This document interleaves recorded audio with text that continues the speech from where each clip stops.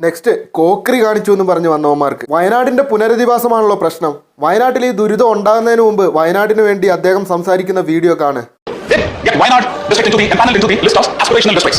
The government in Kerala 2018 December did not want Wayanad to be enlisted. The chief secretary then, I don't want to name him, sir. He said we do not want Wayanad to be in that list. Me, along with our then alliance partner, Shri P.C. Thomas, we went on an agitative mode, and then the chief secretary was forced to recall his request and put in place a fresh request for getting Wayanad into the list of aspirational districts. My recent visit, just 4 days back, a 3-day visit to the tribal district called Wayanad in Kerala. So I visited 27, I attended 27 meetings, clogging. ഇതുവരെ വിനിയോഗിച്ച ദുരിതാശ്വാസ ഫണ്ടിന്റെ കണക്കുകൾ കേരളത്തിന് കൃത്യമായി കൊടുക്കാൻ കഴിഞ്ഞിട്ടില്ല. ദുരിതാശ്വാസ നിധി എന്നും പറഞ്ഞ് പിരിച്ചെടുത്ത പൈസയിൽ 7.6 കോടി മാത്രമാണ് ഇതുവരെ ചെലവാക്കിയിട്ടുള്ളത്. എന്തിനു പറയുന്നു, ദുരിതബാധിതരുടെ ലിസ്റ്റ് തയ്യാറാക്കിയതിൽ വരെ വൻ പിശക്.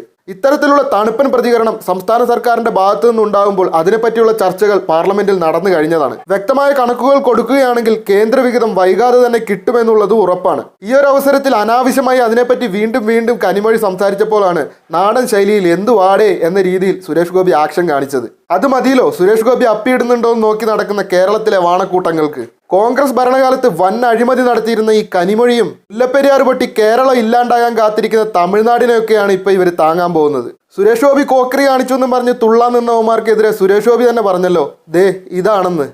അത് തന്നെ എനിക്കും പറയാനുള്ളൂ.